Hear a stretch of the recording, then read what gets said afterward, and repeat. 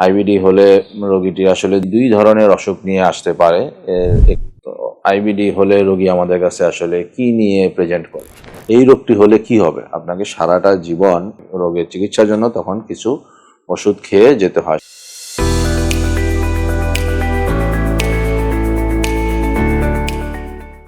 আসসালামু আলাইকুম, আমি ডাক্তার আবুল হায়াত মানিক, লিভার বিশেষজ্ঞ হিসেবে কর্মরত আছি। আমরা আজকে কথা বলবো এই ভিডিওতে আইবিডি নামের একটি অসুখ নিয়ে, যেটিকে ইনফ্লামেটরি বাউল ডিজিজ বলা হয়। বাংলাতে আমরা বলি, যদি কারো দীর্ঘমেয়াদী অন্ত্রের ভিতরে প্রদাহজনিত রোগ থাকে, অর্থাৎ আমাদের পেটের ভিতরে মুখ থেকে শুরু করে একদম পায়খানার রাস্তা পর্যন্ত যদি কারো দীর্ঘমেয়াদী প্রদাহ হয়ে থাকে, তাহলেই তাকে ইনফ্লামেটরি বাউল ডিজিজ বা আইবিডি বলা হয়। আইবিডি হলে রোগীটি আসলে দুই ধরনের অসুখ নিয়ে আসতে পারে। একটি অসুখের নাম হচ্ছে আলসারেটিভ কোলাইটিস এবং আরেকটি অসুখের নাম হচ্ছে ক্রনস ডিজিজ। এই অসুখটি বাংলাদেশের জনগণের জন্য আসলে খুব 5% পপুলেশনে আছে বলেই মনে করা হয়।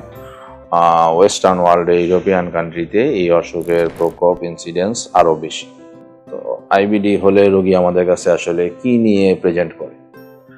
কারো কারো ক্ষেত্রে দেখবেন যে দীর্ঘমেয়াদী আমাশয় এবং সাথে রক্ত যেতে থাকে।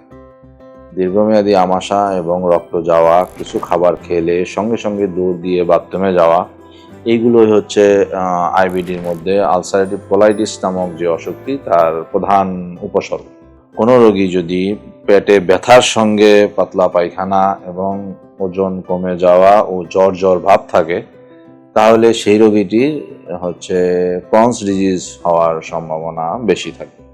অর্থাৎ আইবিডি রোগী দুইভাবে প্রেজেন্ট করতে পারে। কেউ পেটে ব্যথা সহ ওজন কমে যাচ্ছে, জ্বর আছে, সাথে পাতলা পায়খানা হচ্ছে বারে বারে, আবার কারো কারো পাতলা পায়খানার সঙ্গে শুধু রক্ত যাচ্ছে, কিছু কিছু পেটে ব্যথা থাকে, ওজন কমাটা অনেক পরে যে হয়। এইভাবে ক্রনস ডিজিজ অথবা আলসারেটিভ কোলাইটিস যে কোনো একটি নিয়েই রোগীটি প্রেজেন্ট করতে পারে।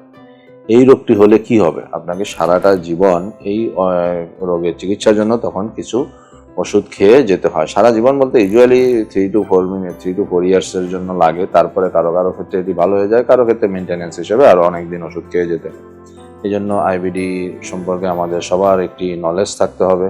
কারণ এই রোগটি হলে আপনি কিভাবে এটিকে ডায়াগনোসিস করবেন, কনফার্ম করবেন, এটির জন্য খুব সিম্পল 2-3টি পরীক্ষা লাগে। রক্তের মধ্যে সিবিসি, সিআরপি করা হয়, স্টুলের একটি পরীক্ষা করা হয় স্টুল ফর ক্যালপ্রোটেক্টিন নামে, এবং পরবর্তীতে একটি কোলোনোস্কোপি পরীক্ষা করা হয়। সাধারণত এটি দিয়েই আলসারেটিভ কোলাইটিস এবং ক্রনস ডিজিজ ডায়াগনোসিস হয়ে যায়। কারো কারো ক্ষেত্রে যদি ক্রনস ডিজিজ অনেক উপরের অংশে থেকে থাকে, সেই ক্ষেত্রে সিটি এন্টারোগ্রাফি কিংবা এমআর এন্টারোগ্রাফি নামে একটি পরীক্ষার প্রয়োজন হতে পারে। তাহলে রোগটি আমাদের ডায়াগনোসিস হয়ে যাবে।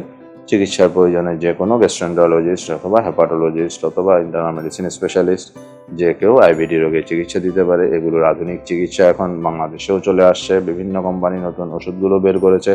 কাজে এই চিকিৎসা নিলে আইবিডি সম্পূর্ণ ভালো থাকে। এই রোগটির ব্যাপারে সচেতন হতেই হবে একটি কারণে, কারণ আইবিডির সাথে আরও কিছু রোগের অ্যাসোসিয়েশন আছে। যেমন এটি বিভিন্ন রিউমাটোলজিক্যাল ডিজিজ হতে পারে, এটির সঙ্গে বিভিন্ন স্কিনের অসুখ থাকতে পারে।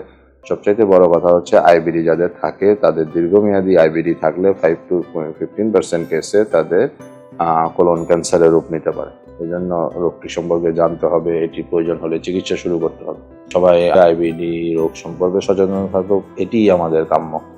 ধন্যবাদ সবাইকে, ভালো থাকবেন।